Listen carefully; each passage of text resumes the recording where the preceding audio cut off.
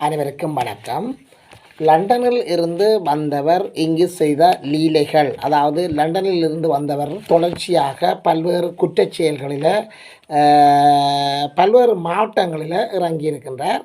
அதாவது பல பெண்களை திருமணம் செய்து அவர்களை வெளிநாட்டுக்கு கூட்டிச் செல்வதாக கூறி அவர்களிடம் அவர்களிடம் பல லட்சம் ரூபா பணங்களையும் நகைகளையும் சூறையாடி இருக்கின்றார். இவ்வாறு சூறையாடி போட்டு அவர் லாவகமாக திரும்ப லண்டனுக்கு சென்றிருக்கின்றார். இது சம்பந்தமான ஒரு விழிப்புணர்வு காணொலியாகத்தான் இந்த காணொலி அமையும். இந்த காணொலியை நீங்கள் உங்களுடைய நண்பர்கள் உறவினர்கள் அனைவருக்கும் ஷேர் பண்ணுங்கள். காணொலியை இறுதி வரை பாருங்கள். இறுதி வரை பார்த்துவிட்டு உங்கள் கருத்துக்களை எழுதுங்கள். அருகில் இருக்கின்ற பெல் ஐக்கானை கிளிக் பண்ணி நாங்கள் போடுகின்ற காணொலிகள் அனைத்தையும் உடனுக்குடன் பார்க்கக்கூடியவாறான நோட்டிஃபிகேஷனை ஏற்படுத்திக் கொள்ளுங்கள். மறக்காமல் சப்ஸ்கிரைப் பண்ணுங்கள், ஷேர் பண்ணுங்கள், லைக் பண்ணுங்கள். நீங்கள் பண்ணுகிற லைக் தான் எங்களுடைய காணொலி எல்லோருக்கும் சென்றடையக்கூடியவாறாக இருக்கும். எனவே மறக்காமல் அருகில் இருக்கின்ற அந்த லைக் பட்டனையும் தட்டி விடுங்கள். தொடர்ந்து நாங்கள் விரிவான காணொலிக்கு செல்வோம். தற்போது வெளிநாட்டில் இருக்கின்ற ஆண்களை திருமணம் செய்கின்ற ஒரு கலாச்சாரமாக இலங்கை போன்ற நாடுகளில், அதாவது வடக்கு கிழக்கில் வாழ்கின்ற தமிழர்கள் குறிப்பாக வெளிநாட்டில் இருக்கின்றவர்களைத்தான் திருமணம் செய்யணும். திருமணம் என்றால் வெளிநாட்டு திருமணம் தான் என்கின்ற அந்த சூழல் தற்போது ஒரு பெரிய ஒரு தலையெடுத்திருக்கின்றது. எனவே இந்த திருமணம் உண்மையில் ஒரு வியாபாரமாகத்தான் தற்போது மாறியிருக்கின்றது. திருமணம் வாழ்க்கைக்காக இல்லாமல் வசதிக்கானதாகத்தான் இந்த திருமணம் தற்போது மாறியிருக்கின்றது. எனவே நாங்கள் இங்கே மிகவும் கவனமாக கருத்தூன்றி பார்க்கின்ற போது எமது கலாச்சாரங்கள் பண்பாடுகள் அனைத்தையும் தூக்கி எறிந்துவிட்டு வெளிநாட்டு திருமணம் தான் தேவை, வெளிநாட்டுக்காரனை திருமணம் செய்து நாங்கள் வெளிநாட்டுக்கு போனாலே காணும், வாழ்ந்தால் என்ன வாழாவிட்டால் என்ன என்ற மாதிரியான தற்போது இருக்கின்ற இளம் பெண்களுடைய அந்த மனநிலை அவர்களுக்கு மாறி இருக்கின்றது. இதற்கும் பல காரணங்கள் இருக்கின்றது. அவர்களுடைய குடும்ப பிரச்சனை, வருமான பிரச்சனை, வறுமை மற்றும் அந்த குடும்பத்தில் உள்ள சுமை, அதாவது பல பொம்பளை பிள்ளைகள் இருந்தால் அந்த ஒரு பிள்ளை வெளிநாட்டுக்கு போய் தான் மிகுதி பிள்ளைகளை அவர்களை வாழ வைப்பன் என்கின்ற ஒரு நிலைப்பாடு காணப்படுகின்றது. இவ்வாறு சென்றவர்கள் பலர் வாழ்ந்திருக்கின்றார்கள், பலர் அழிந்திருக்கின்றார்கள். எனவே கூடுதலாக இந்த மோகங்கள் காரணமாக இவ்வாறான சூழ்நிலை இலங்கையில் இருக்கின்றது. அதாவது இலங்கை பெண்கள் வெளிநாட்டுக்காரரை திருமணம் செய்வதற்கு ஆவலாக இருக்கின்றார்கள் என்ற அந்த ஒன்றை பின்னணியாக வைத்து பல வெளிநாட்டு மன்மத குஞ்சுகள் காமவரை பிடித்தவர்கள் தங்களுடைய காம இச்சைக்கும் அந்த மன்மத செயற்பாடுகளுக்குமாக இங்கு வந்து இங்குள்ள இளம் பெண்களை திருமணம் செய்து அவர்களை இலகுவாக ஏமாற்றிவிட்டு சென்றிருக்கின்றார்கள். இதனால் பல இளம் பெண்களுடைய வாழ்க்கை இங்கு சீரழிக்கப்பட்டிருக்கின்றது. அதாவது இங்குள்ளவரையும் திருமணம் செய்ய முடியாமல் அவருடைய எதிர்காலமும் சூன்யமாகி போகின்றது. எனவே இது சம்பந்தமான ஒரு வெளிநாட்டில் இருந்து, அதாவது லண்டன் பிரித்தானியாவை சேர்ந்த ஒருவர் சில வாரங்களுக்கு முன்னர் இங்கு இலங்கையில் நடந்த ஒரு சம்பவத்தை தான் நாங்கள் இப்பொழுது விரிவாக பார்க்க போகின்றோம். அதாவது சமூக வலைத்தளங்களில் இது விரிவாக காணப்படுகின்றது. அதாவது பிரித்தானியாவை சேர்ந்த ஒருவர் அண்மையில் இலங்கை வந்திருக்கின்றார். இலங்கை வந்து இங்கு பல்வேறு மாவட்டங்களுக்கு சென்றிருக்கின்றார். பல்வேறு மாவட்டங்களுக்கு சென்று பல்வேறு புரோக்கர்கள் பல்வேறு தரப்பினரை சந்தித்து அவருக்கு தெரியும் யார் யாரை எவ்வாறு சந்தித்து எவ்வாறு கூறினால் தன்னுடைய காரியம் நிறைவேறும் என்று சொல்லி அதற்குரிய ஆட்களை சந்தித்து தான் திருமணம் செய்யவில்லை என்று சில இடத்தில் கூறியிருக்கின்றார். சில இடத்தில் திருமணம் செய்ததாகவும் கூறியிருக்கின்றார். திருமணம் செய்யவில்லை என்று சொல்லி சில இடங்களில் திருமணங்களை அவர் ஒழுங்குபடுத்தி திருமணம் செய்திருக்கின்றார்.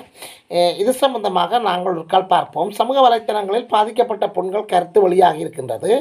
இதையும் தாண்டி ஊடகங்களில் கூட தகவல்கள் வெளியாகி இருக்கின்றது. பிரித்தானியாவிலிருந்து ஒரு தமிழ் மகன் இலங்கை வந்திருக்கின்றார். இவர் பல தமிழர்கள் வாழ்கின்ற மாவட்டங்களுக்கு சென்றிருக்கின்றார்.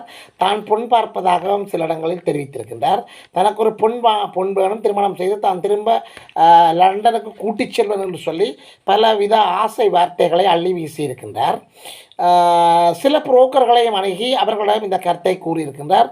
அவர்கள் ஊடாகவும் பெண்களை பார்க்குமாறும் திருமணம் செய்வதாகவும் கூறியிருக்கின்றார். யாழ்ப்பாணம், முல்லைத்தீவு, வவுனியா, மட்டக்களப்பு, புத்தளம், திருகோணமலை என பல்வேறு பிரதேசங்களுக்கும் இவர் விஷயம் செய்திருக்கின்றார். அங்கெல்லாம் தனக்குரிய ஆட்களோட தனக்குரியவர்களோட இவ்வாறான கருத்துக்களை பகிர்ந்திருக்கின்றார். இந்த இந்த இடங்களெல்லாம் தான் திருமணம் செய்யும் போது தன் தன் மனைவி என்று சொல்லி வெளிநாட்டுக்கு அவர்களை கூட்டிச் செல்வேன் என்று சொல்லி கூறியிருக்கின்றார். சில இடங்களுக்கு தான் திருமணம் செய்யவில்லை, புதிதாக தான் திருமணம் செய்கின்றேன் என்று சொல்லி அங்கு கூறி அந்த திருமணங்களையும் செய்திருக்கின்றார்.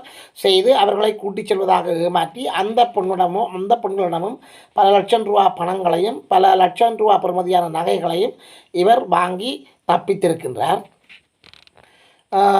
சில இடங்களில் இவர் தான் திருமணம் செய்ததா என்று கூறி தனக்கு மனைவி இருக்கிறார் என்று சொல்லி தான் இங்கே உள்ள ஒரு பொண்ணை திருமணம் செய்து மனைவி என்ற அந்தஸ்தோடு வெளிநாட்டுக்கு கொண்டு சென்று அங்கு விடுவேன் என்று சொல்லியும் ஆசை வார்த்தைகளை காட்டியிருக்கின்றார்.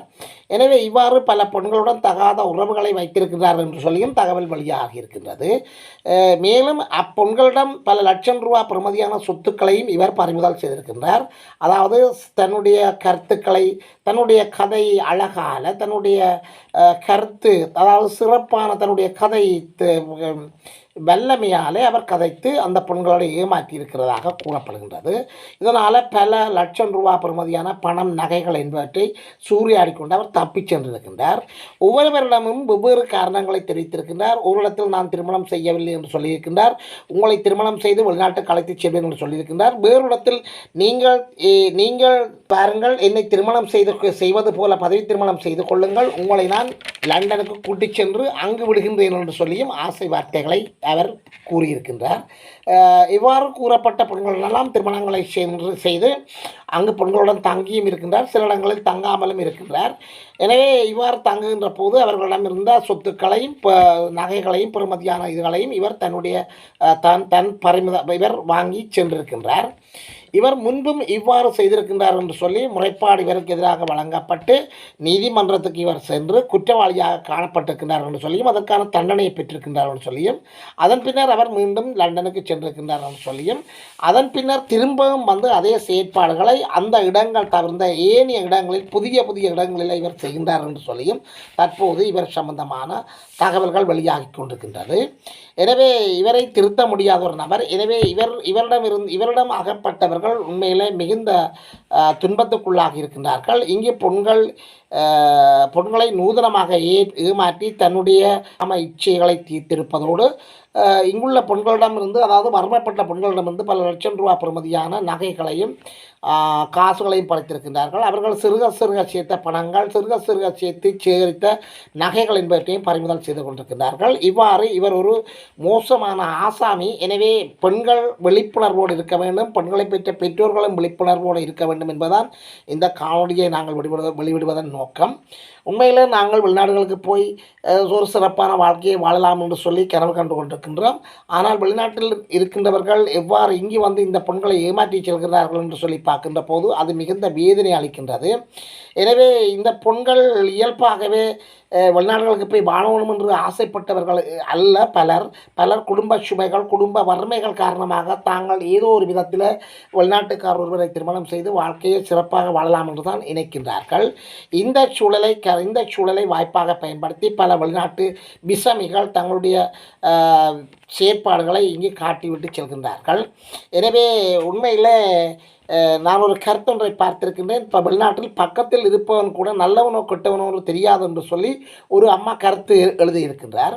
எனவே வெளிநாட்டில் இருப்பவர்கள் இவரையுமே நாங்கள் இலகுவில் நம்பக்கூடாது. அவர்களை 100% நீங்கள் நம்பி சிறந்தவர்கள் என்று கருதுகின்ற போது அவருக்கு உங்களுடைய பெருமதியான மிகவும் நீங்கள் கஷ்டப்பட்டு வளர்த்த உங்கள் பிள்ளைகளை கையில் கொடுங்கள். இவ்வாறான ஆசாமிகள் பலர் இருக்கின்றார்கள். ஆனால் எல்லாரையும் நாங்கள் ஒட்டுமொத்தமாக ஒரே பார்வையில் வைத்து நாங்கள் கூற முடியாது. சிலர் நல்லவரும் இருக்கின்றார்கள். இவ்வாறு ஆசைப்பட்ட பெண்கள் வெளிநாடுகளுக்கு போய் வாழ்ந்த சரித்திரங்களும் இருக்கின்றது, அழிந்த சரித்திரங்களும் இருக்கின்றது. எனவே நாங்கள் கூற வருகின்ற விடயம் என்னென்று சொன்னால், சரியானவர்களை இனங்கண்டு சரியான முறையில் திருமணங்கள் செய்து கொள்ளுங்கள். வெறுமனையே வெளிநாட்டவர் என்று சொல்லி கண்ணை மூடிக்கொண்டு திருமணங்கள் செய்கின்ற போது இவ்வாறான பிரச்சனைகள் வருகின்ற போது மட்டுமில்லாமல் எங்களுடைய கலாச்சாரம் பண்பாடுகளை இழக்க வேண்டி வரும். அதைவிட எங்களுடைய பெருமதியாக நாங்கள் சிறுக சேர்த்த சொத்துக்களையும் பறிமுதல் செய்து கொண்டு போகின்றார்கள். எனவே அனைவரும் விழிப்புணர்வாக இருந்து உங்களுடைய பிள்ளைகளினுடைய எதிர்காலத்தையும் நீங்கள் சிறுக கஷ்டப்பட்டு சேர்த்த சொத்துக்களையும் பாதுகாக்க வேண்டும் என்பதுதான் இந்த காணொலியினுடைய பிரதான நோக்கமாகும்.